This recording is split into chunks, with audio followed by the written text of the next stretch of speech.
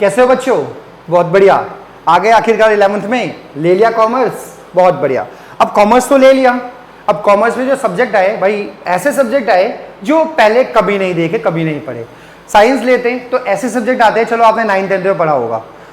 Humanities लेते हैं, वो भी पढ़ा होगा। लेकिन ये कॉमर्स क्या बला आ गई यार, कॉमर्स एक नया सब्जेक्ट आ गया जिसके अंदर आपको भाई अकाउंटेंसी पढ़नी पड़ रही है। ये अकाउंटेंसी क्या होती है कभी सुना ही नहीं भाई इसके बारे में, तो है ना। उसके बाद फिर एक बिजनेस स्टडीज, चलो ठीक है, बिजनेस स्टडीज हो गया, अकाउंटेंसी हो गया।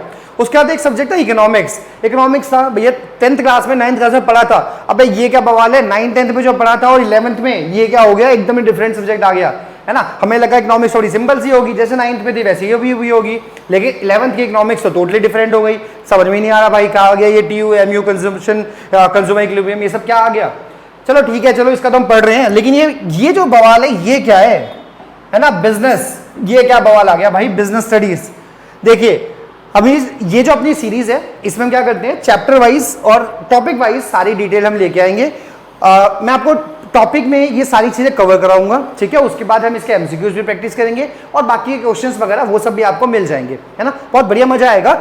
जहां तक मुझे लगता है कि आपने ये सब्जेक्ट अभी पढ़ा भी होगा या नहीं पढ़ा होगा कोई बात नहीं, लेकिन आप इस वीडियो देखने के बाद में आपको इस सब्जेक्ट में कोई दिक्कत नहीं रहेगी। बहुत ही प्यारा सब्जेक्ट है। और ये बिजनेस, क्योंकि आपने कॉमर्स लिया है, कॉमर्स के अंदर में सबसे इंपॉर्टेंट जो सब्जेक्ट है ना वो क्या है आपका, बिजनेस स्टडीज। मुझे पता क्या लगता है, मुझे ऐसा लगता है कि जो अकाउंट्स और बिजनेस है ये दोनों साथ साथ चलते हैं। पति और पत्नी, पति काम कर रहा है, पत्नी पैसे का हिसाब रख रही है ना। यानी कि बिजनेस में आप काम करते हो, बिजनेस करते हैं, पैसा कमाते हैं, लेकिन उस पैसे का न्यूमेरिकली जो हिसाब रखा जाता है वो अकाउंटेंसी में रखा जाता है। यानी कि बिजनेस और अकाउंटेंसी साथ साथ चलती है। जो बिजनेस की टर्म्स है वो आपके अकाउंट्स में भी यूज होगी, और जो अकाउंट्स की टर्म है वो आएगी कहां से, वो बिजनेस स्टडीज से ही आती है। तो अब बिजनेस स्टडीज में आपको पढ़ना क्या है ना। तो सिंपली हम यहां पर पढ़ेंगे कि बिजनेस होता क्या है, बिजनेस कितने टाइप का होता है, बिजनेस प्रोफेशन एम्प्लॉयमेंट में क्या डिफरेंस होता है। उसके अलावा हम देखेंगे फॉर्म्स ऑफ बिजनेस क्या होते हैं आपके, इंटरनेशनल ट्रेड और internal trade, external trade, domestic trade हो गया। उसके बाद आपको बिजनेस स्टार्ट कैसे करना है, कंपनी कैसे बनानी है, कंपनी क्या होती है, पार्टनरशिप क्या होती है, बिजनेस को स्टार्ट करने के लिए पैसा कहां से आएगा, वो सारी की सारी चीजें आपको 11th के बिजनेस में सीखने को मिलेगी। बहुत ही प्यारा सब्जेक्ट है, बहुत ही इंफॉर्मेटिव सब्जेक्ट है। आपको बिजनेस पढ़ने के बाद में मार्केट में बहुत सारी ऐसी टर्म्स जो है वो समझ में नहीं आती थी, लेकिन इस सब्जेक्ट को पढ़ने के बाद आपको समझ में आने लगेगी।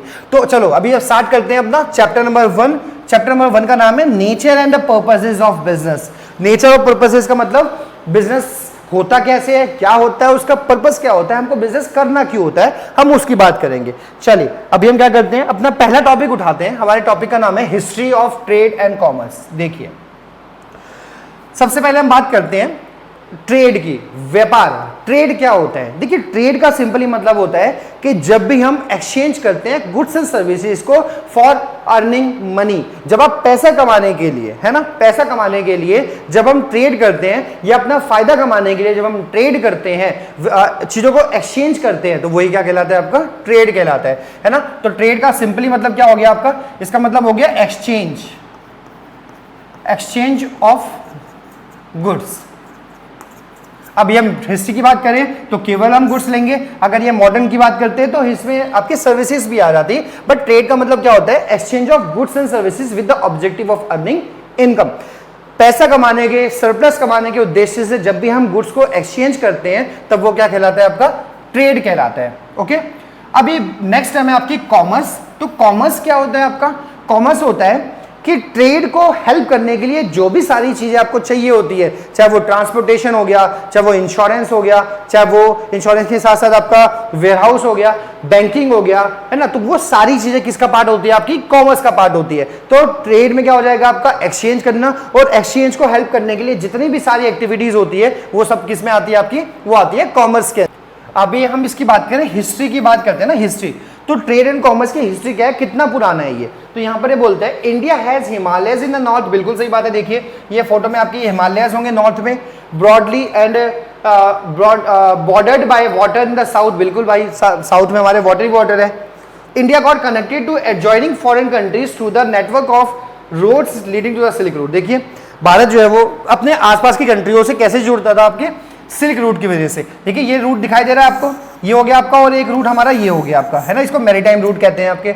बेसिकली दो रूट थे आपके, सिल्क रूट हो गया आपका जो लैंड के थ्रू जाता था, और मैरीटाइम रूट हो गया जो समुद्र के थ्रू जो है व्यापार के लिए किया जाता था। The maritime route links east and west by the sea were used to trade of spices known as spice root.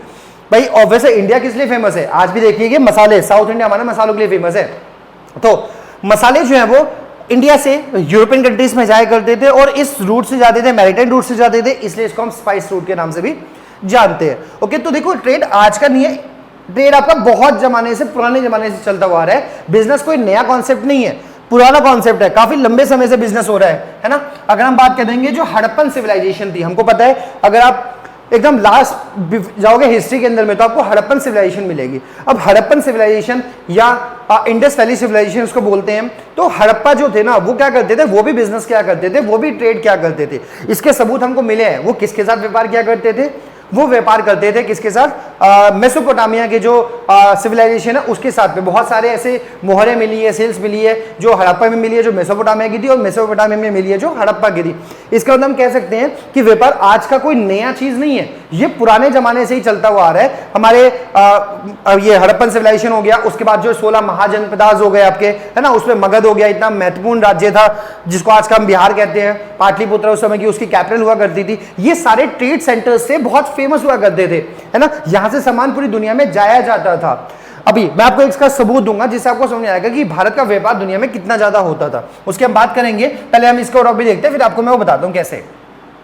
अब बिजनेस का रोल क्या होता है हमारी इकोनॉमी को डेवलपमेंट करने में। ओके, देखिए यहीं पर बता देता हूं मैं आपको। देखो बिजनेस का रोल क्या होता है हमारी इकोनॉमी को डेवलप करने में। तो मैं आपको एक चीज बताता हूं, हमने कहा कि भारत जो है वो पुराने जमाने से व्यापार करता हुआ आ रहा था।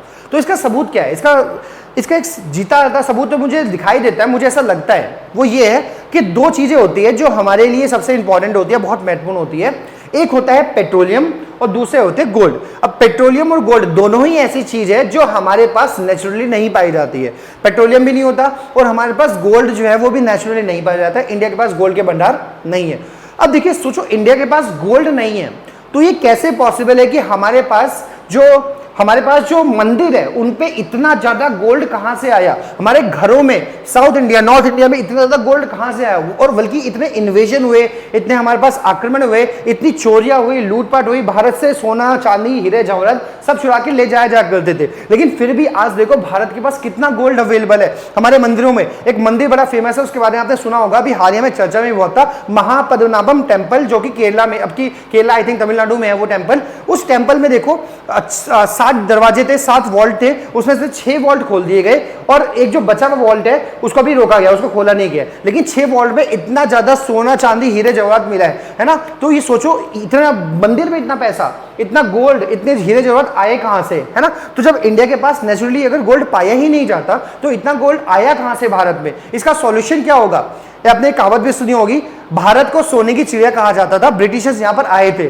तो भारत को सोने की चिड़िया क्यों कहते थे। देखिए उसका रीजन ये था कि यहाँ की जो मिट्टी है ना वो सोना उगलती थी। यहाँ की जो मिट्टी है ना बहुत ज्यादा फर्टाइल थी, यहाँ पर प्रोडक्टिविटी बहुत ज्यादा होती थी, क्योंकि इतनी रिवर्स है हमारे यहाँ पर, इतनी अच्छी सॉइल है। दुनिया में जो भी सॉइल पाई जाती है वो सब भारत में पाई जाती है। तो हमारी सॉइल जो है वो प्रोडक्टिविटी बहुत ज्यादा हुआ करती थी, तो इसलिए भारत को सोने की चिड़िया कहा जाता था। लेकिन इसका फिर सोने से क्या संबंध है, तो भारत के पास सोना कहां से आया, इसका जवाब तो अभी भी नहीं मिला। तो इसका जवाब हम कह सकते हैं किसके अंदर में, ट्रेड की वजह से।